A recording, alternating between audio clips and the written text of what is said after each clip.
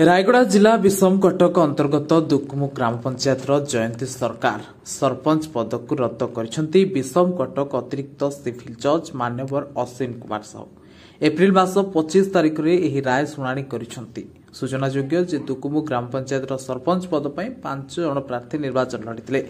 एथिरे जयंती सरकार सरपंच भाव विजय लाभ करता बेले पराजय प्रार्थी विनती पीड़िका विजय प्रार्थी जयंती को 3टी संतान रही अभियोग आनी 2022 मसीह विषम कटक अतिरिक्त सिविल जज कोर्टर द्वारस्थ हो विजय प्रार्थी जयंती को पद को रद्द करने को आवेदन कर मामला रुजु करते।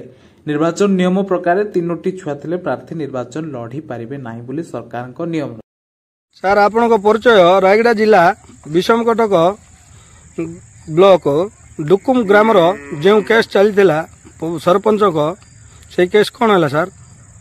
मु श्री दिलीप कुमार महाराणा एडवोकेट विषम कटक यही जो सरपंच 3टी संतान मामला नहीं जो केस मकदमा चली से मकदमा राय वर्तमान प्रकाश पाई गत 25/4/2025 तारीख दिन आउ मान्यवर अदालत से जयंती सारका जो सरपंच पद को रद्द कर देइछंती जेहेतु तांकर 3टी संतान रही कट अफ डेट पर से माने वर्तमान से यहाँ हूँ जजमेंट कॉपी ए जजमेंट कॉपी रे मान्यवर अदालत तांकर पद को नल एंड भॉइड बोली डिक्लेयर करछंती।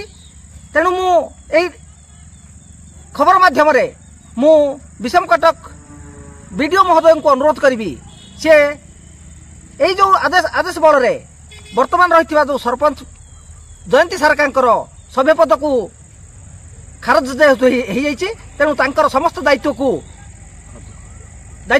ये तांकर जो नायब सरपंच रही नायब सरपंच को हस्तांतर करंतु एवं तत्संगे संगे मु जिलापाल को अनुरोध करी जेहेतु मान्यवर अदालत राय प्रकाश पाई आउ श्रीमती जयंती सारका वर्तमान से सरपंच नुहंती तेणु तांकर जो जी सब दायित्व रही से दायित्व नायब सरपंच को डुकुम को हस्तांतर करंतु। केस नंबर केते सर?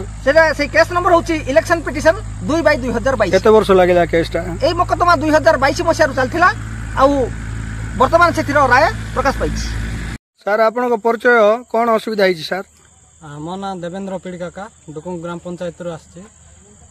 विगत 3 वर्ष तले वर्तमान सरपंच जयंती सारका विरुद्ध रे 3टी छुआ मामला रे केस हेतिला आउ मान्यवर कोर्ट ताको गत 25/4/2025 रे जजमेंट देइचंती आउ जजमेंट हिसाब रे तांको मान्यवर कोर्ट विधिबद्ध भाव रे अघोषित घोषणा करिचंती।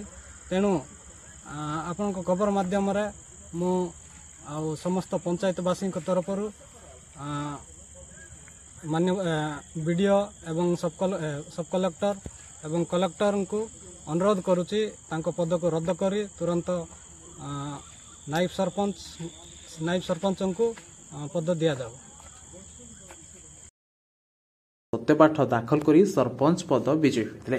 डुकुम सरपंच को विरोध में समस्त साक्ष्य प्रमाण को भित्ति करी मान्यवर अदालत जयंती सरकार को सरपंच पद को रद्द करथिबा नै डुकुम ग्राम पंचायत देवेंद्र पीड़िका सन्यासी पीड़िका धनपति कुलसिका रंजन रतलालू रमेश कुसुलिया और प्रतिपक्ष वरिष्ठ वकिल दिलीप महाराणा सूचना दी।